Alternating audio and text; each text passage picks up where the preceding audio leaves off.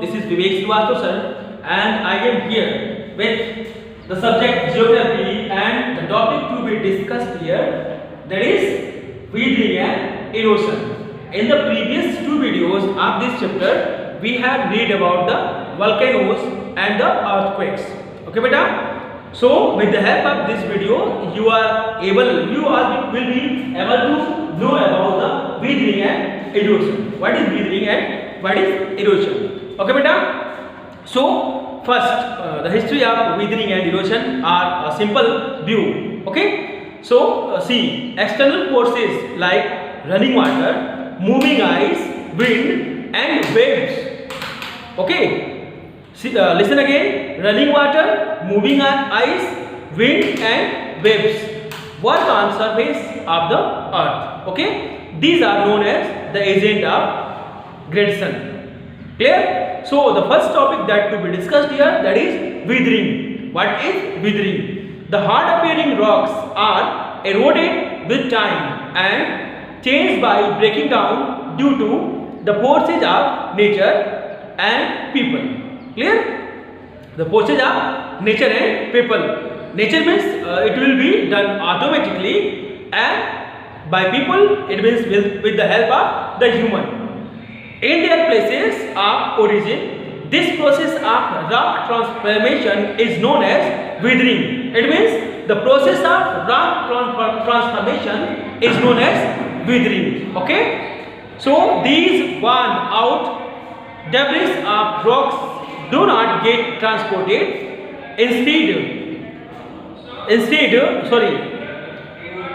These warm out debris of rocks do not get transported. It means these rocks that do not get transport, instead they remain at their places of origin. Some of the most strange and beautiful rocks owe their shapes and forces of weathering. Weathering takes places either by physical forces, chemical reaction, or by plants and animals. Is okay, beta? And now the topic that to be discussed is erosion. What is erosion? So it is breaking down the rocks by agents of gradation, like running water, like waves, winds, and moving glaciers. So the debris are transported from their places of origin and get deposited to the other places. Okay, these agents of gradation work like erosion, transport of deposition of materials like stones, rocks, and soil on the earth. The process of erosion is known as degradation, and the process of deposition is known as aggradation. Able to understand the related topics? Okay. So on the next page there are a chart given that is related to the gradation agents. Okay. The first agent is known as river. First agent is river water. So what is river water? A body of water flowing down along the slope of the land, that is known as river water. And what is landform from here? That is waterfall and flood plains and levees. Okay, it means from water running river water we get two landforms, that is waterfall. Okay, waterfall in Hindi you can say jharna. Okay, and the flood plains and levees. It is flood plains means bard. Okay, so what is the process of formation of waterfall? As a river enodes the rock and river bed drops suddenly in, the water flows down from great height and forms a waterfall. It means river is eroded. Eroded means is stopped. River is eroded or stopped by the rocks.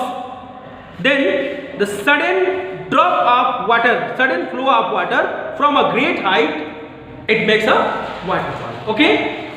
Some examples are Niagara Falls, Victoria Falls, and Job Falls. Clear? Action. That action creates erosion. You can easily understand when we are flowing heavy water from our roof on the ground, see that place where the ground touch the water. Okay, the water touch the ground, so we can see the erosion there. Clear?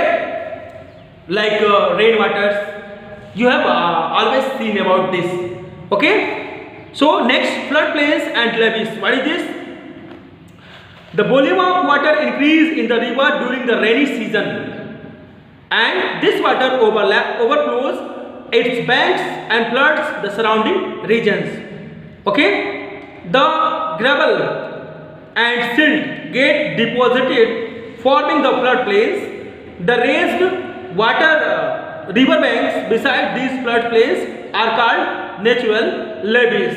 Okay, what is the action from floodplains? That is transport of deposition. Okay, it means water carries many important materials within and deposited on the banks and go back. Okay, so next is meanders. Meanders, so process of formation. What is the process of formation of meanders? The river, while flowing across the floodplains, form broad sweeping curves and loops known as meanders, and that also the work is, or the action is, transport deposition is the main work of the meanders. Next, oxbow lakes. Oxbow lakes. What is this? As the meander becomes wider and ends of the loop come closer and closer, in due course the meanders cuts off from the river and forms a cut off lake known as oxbow lake. Beta, you know about oxbow? Ox means and bow means, that is a figure like this. Okay, figure like this, that is known as oxbow. Oxbow, okay, that is the water. Okay, and this is blocked here. So this area is known as oxbow. Okay. Next, and what is the important action done by oxbow lakes? That is transport deposition. Next is delta. As the river reaches to the sea. Sorry, oxbow is not like this. That is the delta. Okay. Oxbow is like this way. Okay, you have seen in the rivers slopes and gaps. Okay, so this is like oxbow. Okay, and the figure that was made before, it was the figure of delta. Okay, so delta, as the river reaches the sea, it flows very slowly. All the sediments of the river get deposited on its mouth. The deposited sediments split the river into several small channels called distributaries. The regions at the mouth of river is called the delta. Okay, the biggest delta of the world is Ganga Brahmaputra delta. Okay, note this topic. Biggest delta of the world is Ganga Brahmaputra delta. Clear? So beta, its work is also deposition. So we have read about the river.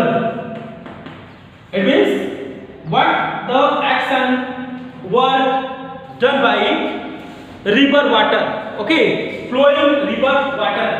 In the next video, I will tell you the remaining parts, like that is sea waves, like glaciers. Okay, so it will be defined in next videos. So please watch this video carefully and read the book for the next video. If you have the data before my explanation, you will get whole explanation in a single video. So better keep watching us, enjoy my videos from my channel. Till then, have a nice day. Thanks for watching the video.